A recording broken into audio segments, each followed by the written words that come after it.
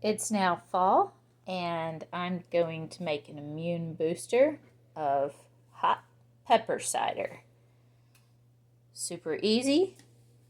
I've got these peppers that just came out of the garden, 2 cloves of garlic.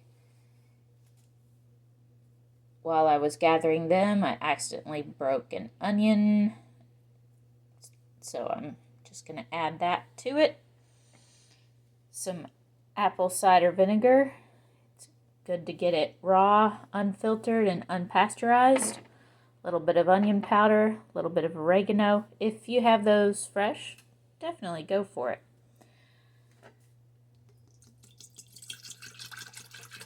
I'm pouring in the apple cider, but I'm not sure how much to put in yet.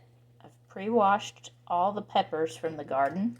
I'm just gonna put them in there nice and easy. There's nothing to chop or cut. That's why I like this. And we'll just fill it up.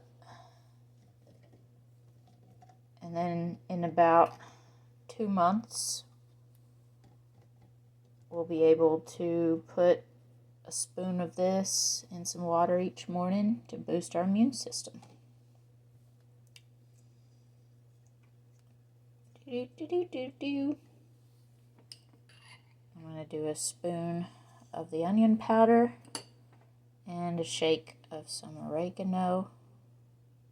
You can leave those out if you want. Top it off. Pretty full. A little stir. Oh, that's great.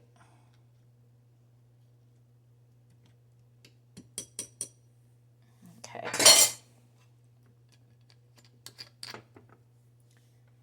I've chosen a plastic mason lid for this project because if the acidity is going to sit there a long period of time, which I have several jars of these marinating, so I know it's going to sit there. I want that plastic. That's a preference. You can do metal. Doesn't hurt anything.